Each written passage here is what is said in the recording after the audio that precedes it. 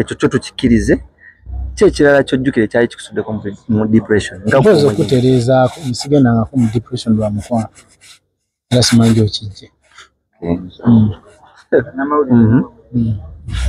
kandi gati kunnyonnyola depression yaliwo dira byali bitya nange nkunnyonnyola ekyali ki okimanyi omukyalo we yakulekawo Rwema n'agenda era ebigambo byayitingana nti wagenda mu depression kati tuli ku bigambo tuli ku reality gwe nnyonnyola ensi depression yali etya watuuka n'okukaaba video n'eraga ng'okaaba n'amazigo buli akaaba aba depressed wali depressed ati okitegedde oti kye kyali kikukaabya Kenzo kyobuuza saagala ojje wano ng'ozze ku provoking I'm not ng'oza kyali ki I was emotional like any other person it was emotions okay kye kyali kyojjukire kyali kikutaddeko mu embeera bingi n'ekyana kati oyinza okufunamu tabbu n'okyankalanamu ngeremu obwendala ekyo tukiyitamu ffenna ng'abantu naawe osobola webale kunyirira ekyo bakiddamu batya ndi webale kitiibwa kya Mukama bulungi sebo assalamu alaikum wa rahmatullahi ta'ala wa barakatuh wa alaikum salaam alhamdulillah simayo nga y'amaanyi of course soko tuwulire ki ekibadde wano olunaku lw'olwaleero era mulamu akyo ekibadde wano we have mental health day at UNEMF okubanga to making awareness nti mental health is real most especially in our business mwena muze mulaba abayimbi oba aba artists ab'enjawulo nga babateeka online oba ku mitimbagano oba ku ma TV olw'obuzibu bayitamu obw'enjawulo one tulina problem ya ebizibu eby'enjawulo naye nga tumanyikiddwa nnyo okuba nti tutera okufuna challenges mu bulamu mubimanyi byenjogerako and it is the reason why we are here with different partners first and foremost okumaking sure that tufuna as many as possible partners on board okubanga bajja ne babeera part of a solution to a very big problem that we have simba yimbi bokka naye n'abantu bonna generally including our fans twogere kuba artists basically because tutandise otandika nakuba nduli in case of any problem gwanga mujje osegedde kati kye tubaddemu olwaleero making awareness nti ekyo ekizibu tukirina tukikoganizinga era tuli mu kunoonya solution kati ono tutandika okunoonya abakugu ab'enjawulo nga mutadde ne media okutuyamba ku spread n'awali biki ebimu ebireetera abantu okugenda mu depression bingi nnyo it depends olumu kisinziira omuntu byayitamu ne personal level ng'omuntu ye ekirala kisinziira bye bamuleetedde abantu abamu tebamanyi controlling pressure like for example katika ngambe ba artist banze mu art ojja kusanga omuntu nga Mukama yamugiftinga with a very beautiful voice naye nga ate tamanyi controlling audience osegera oli omusange nga nebya controlling audience abisobola naye nga tamanyi maintenance omulalo ojja musanga nga buli art ono abantu buli omu Mukama yagenda mugiftinga different buli mukola nga ali creative nnyo omulala nga alina voice vocal nungi nnyo omulala nga alina stage performance nungi nnyo omulala nga asobola speed zanjawulo kakati omwo mutandika okuva challenges ez'enjawulo era so abantu basanga nga yogenda ku stage n'akijjayo bulungi asooka kunywamu akenge omulala nga asooka kukubamu akantu omulala nga asooka ate kuddaawo ne bamujjubisa banne ne baka stage eno najanga omulala nga ate yalyoka akikola omulala nga alina challenge back we have different problems mu mulimu kyovola abamutera okulaba results ez'enjawulo yes lwaki bagamba nti in life you can defeat or be defeated some people lose battles abasinga boogera ku mental problem abayimbi gye balina bagireetinga ku drugs nti basinga okukozesa era yesinga obbatawaanya ebiseera ebisinga bba abantu balowooza nti drugs naye nga bwe nkunyonyodde si bwe kiri omuntu asobola okufuna pressure nezimuleetera ogenda mu depression omuntu asobola okufuna nga bw'owulidde Jack yagambye nti abantu baali bagamba mbu akozesa kawunga kokaine naye ng'ate ye yali alina backup problem ne batandika omukuba painkiller n'atuuka ekiseera nga she cannot live without that painkiller na painkiller yokka ye mukipinga going n'afuna kutulo kuba yatuuka ekiseera nga teebaka naye ng'ate bw'agiteekamu yeebaka abasawo ne batuuka ne bamugamba efuuse nnyingi giveeko kati ate nga bw'agivaako awulira agenda kufa na the only way to survive is putting that painkiller kaakati today nenga ate abantu ffe bwe tumulaba tulabira ddala netandika omusiripu okumwebasa ebyokola n'abivaako n'adireyinga atakyayagala famuli takyayagala kola kintu kyonanga eyo nefuuka nga gwe mulimo kati naye nga ate yamulaba ayogera birala so abantu be balaba birala naye issues zaagala. For more than 15 years Eddie Kenzo obadde mu industry eno ki ekikuumiddemu nga tokozesa drugs? Nze first and foremost I put God first. Mukama nze nesigama nnyo Katonda mu buli byenkola era Mukama Katonda ngaidinga, not because I don't go through different stages in life. I go through a lot also as a human being. Naye Mukama yampa a very strong mind. I know how to compose myself and come back on track, no matter the pressure, no matter what. Yeah, but not everyone is like me. Yeah, buli omu handling issues different. Ng'ogyeko ekyokuba nti omukwano gwali gukusuddeko mu depression, ekyo kyo tukikkirize, ki ekirala kyojjukire kyali kikusuddeko mu depression? Mpozi okutereezaako nsigendangako mu depression lwa mukwano era simanyi gyokijje. Kandi kunnyonnyola depression yaliwo dira byali bitya nange nkunnyonnyola ekyali ki. Okimanyi omukyalo we yakulekawo Rwema n'agenda era ebigambo byayitingana nti wagenda mu depression. Kati tetuli ku bigambo tuli ku reality gwe nnyonnyola ensi depression yali etya. Watuuka n'okukaaba Fijo n'eraga ng'okaaba n'amazigo. Buli akaaba aba depressed. Wali depressed? Ati okitegedde oti? Ki ekyali kikukaabya Kenzo? Kyobuuza. Saagala ojje wano ng'ozze ku provoking. I'm not. Ng'ozza kyali ki? Kyali ki? I was emotional like any other person. It was emotions. Okay.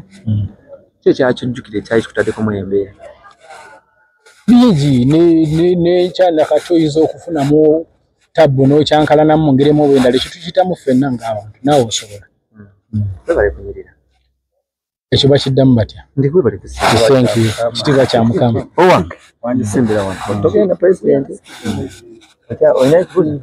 Okay, President, ensonga nga zino eza mental health nga gwe mukulu wa federation bayimbi ki bosobola okubeera nogaawe tulina we tutandikira so far because Uganda is having talent but abamu baabula olw'ensonga ezimu ng'ezo.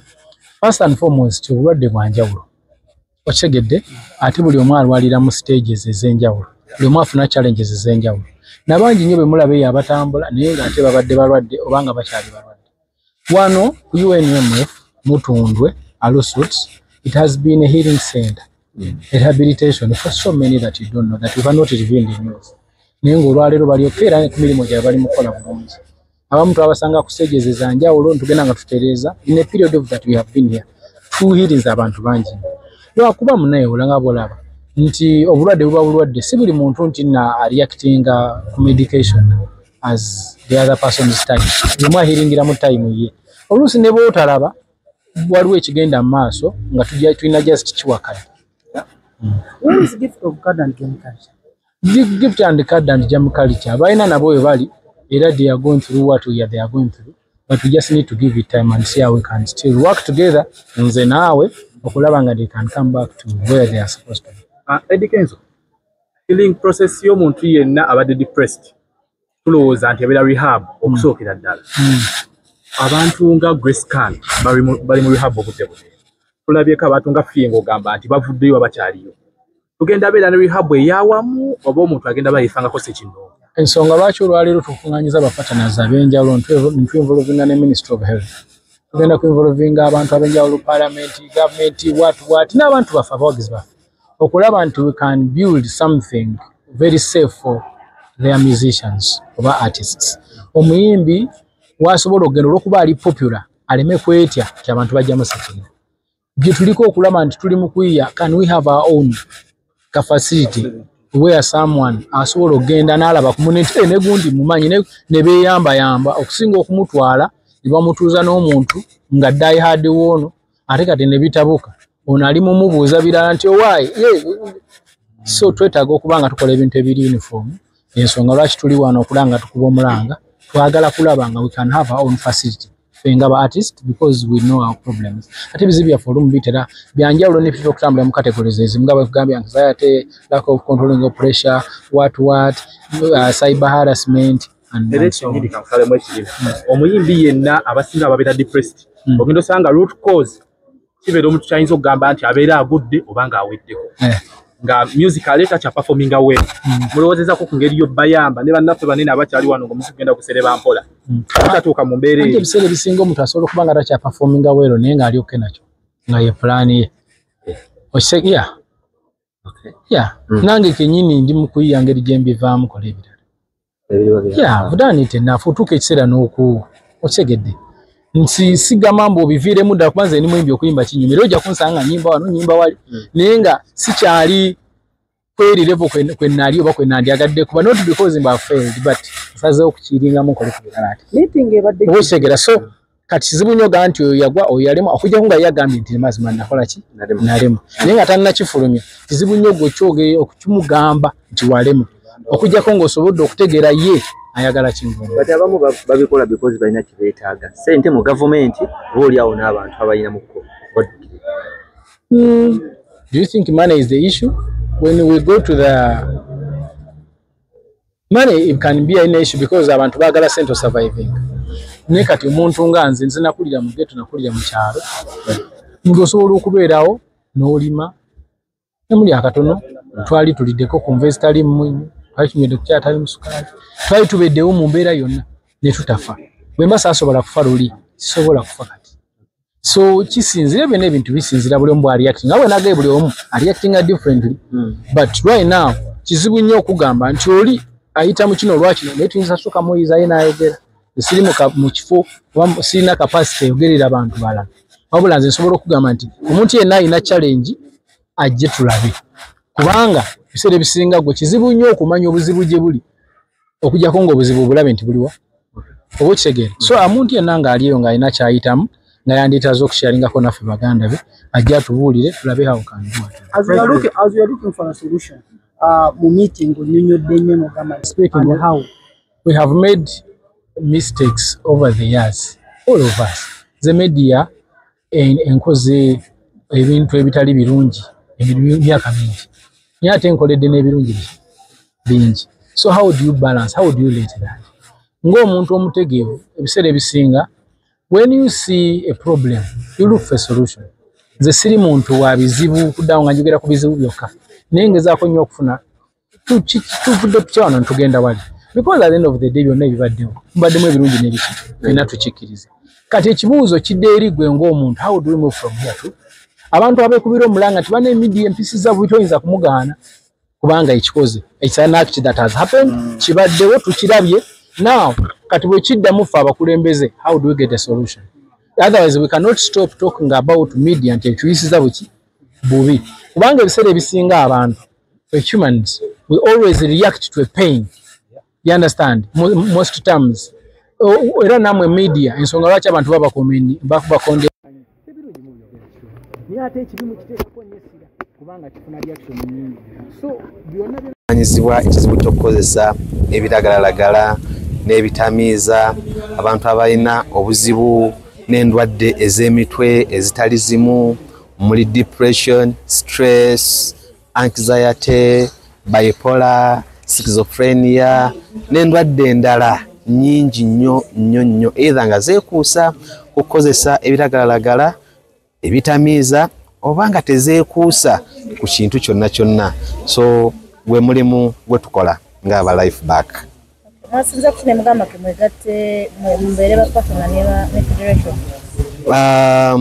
ngaffe aba life back twatunulira ezimu ku population ezisinga okutawaanyizibwa ekizibu kino kyetukolako ng'emu ku population zeezo ye population ey'abayimbi ba artists oba bannabitone nti be bamu ku bantu abalina ekizibu ky'okukozesa ebiragalalagala bamu ku bantu abalina ekizibu ekitawaanyizibwa oba abasumbuyeebwa obuzibu buno obw'endwadde zino ez'emitwe omuli depression olwa kategori yaabwe gye bayitamu ey'obwa serebu so otwamala okukirowoozaako ekyo n'okubamanya ne tugamba ka tubatuukirire twogere nabo era bwe twabatuukirira nga aba federation UNMF ne tubeeyanjulira ne tubabulira biki bye tukola ne batusanyukira nnyo ne bagamba tugenda kutambula nabo mu mbeera zino ez'okubayambako kubanga ekisooka bakkiriza nti mu bo mulimu abo bennyini abalina obuzibu buno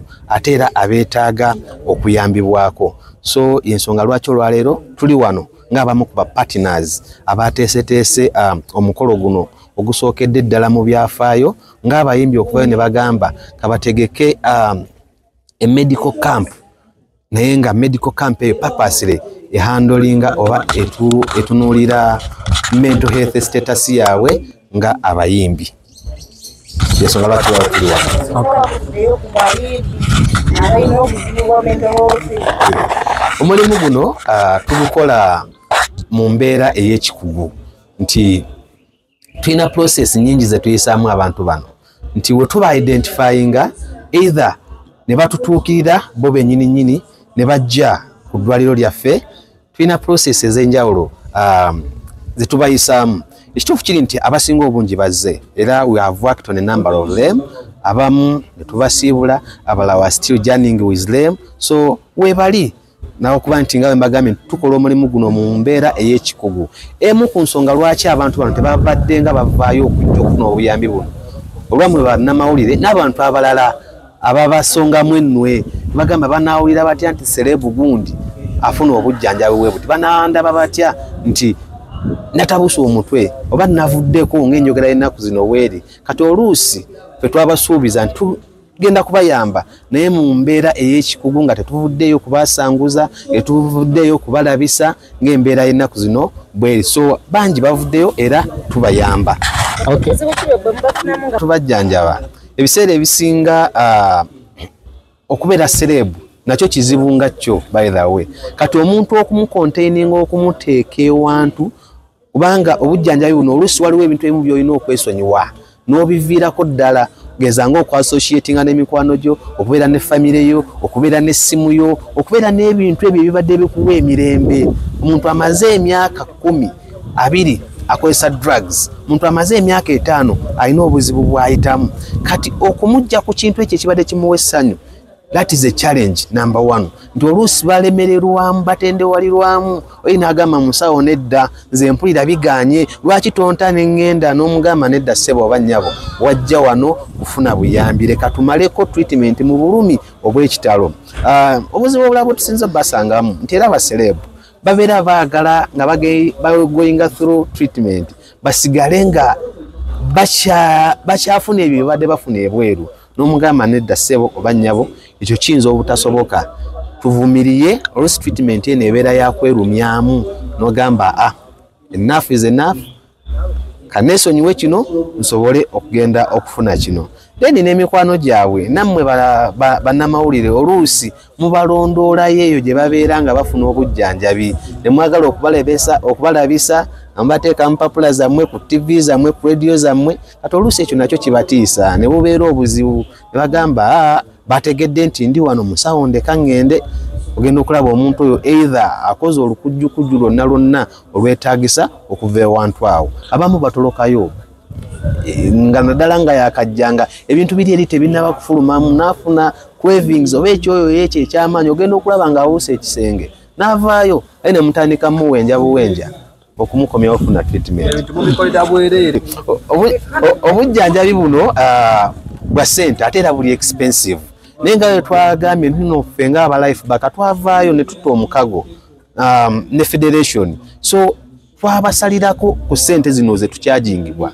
Omuntu okujja mu rehabilitation kikwetagisa miliyoni ezitaka wansi wa 2 buli mwezi z'olina okusasula. Bayimbi batono nnyo abasobola okwaffordinga okusasula ssente ezo. So ne tuvaayo almost ne tukatinga 50% eza ssente ze tulina okusasuza as long as omuntu oyo ayise through federation. Akasente ne kabeera nga katono, abamu nga basobola okukaffordinga. Abamu federation esobola okubakwasizaako, mulimu ebitongole ebirala ebiri eyo nga basobola okukwasizaako abayimbi bano n'abantu abalala okufuna obuyambi. Okay, mwami Sempiira, ogambye guno omukolo gwe gusookera eddala oba ino event yesookera eddala bukyanga bano abayimbi oba celebrity bafuna obutali like obuzibu ku bwongo bwabwe oba ku bulamu bwabwe. kigenda kubaawo buliddi buli mwaka era mugenda kikoleranga mu bitundu byawe ebyenjawulo oba mugenda sigalawo wano wenyini okusinziira ku nteekateeka eziriwo ekintu kino kigenda kubeera kya buli mwaka kitandikiddwa wano era ne badde nga launch batutongoza ensiisira zino zetugenda okuba buli mwaka naye tugenda kitambuza nga muwulidde nga babagamba federation erina branches 25 across the country buli region balinayo ki obukulembeze so tugenda nga tugenda mu buli region ab'omu western mutulindirire ab'omu eastern mutulindirire ab'omu northern n'ebitundu ebirala byonna tugenda kutuukayo kubanga ekizibu kino kiri wonna naye wano kubadde kutongoza so tugenda kubanga tutuukirira buli muntu yenna n'omuntu owa wansi ddala agenda kuba afuna obubaka buno. Okay. Since nti olunaku olusookedde ddala enamba y'abantu abazze okwekebeza oba okubanga mubakolako eri etya?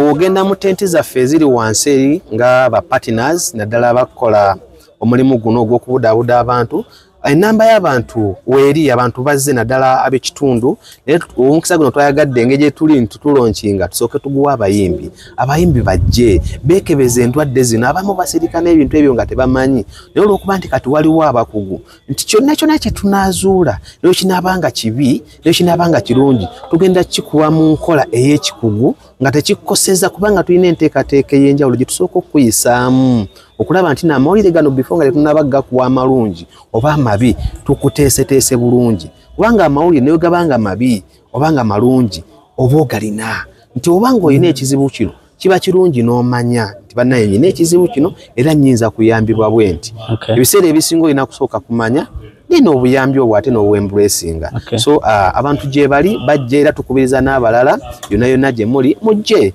mufune obujjanjabi buno kuba bwa bwereere ebintu bino tubisembeza we muli tukozesa omukisa guno tulabe nga ffenna tugugana ekyaleero kibadde kya bwereere n'okwekebeza kubadde byonna bya bwereere okay tweyanze omukulu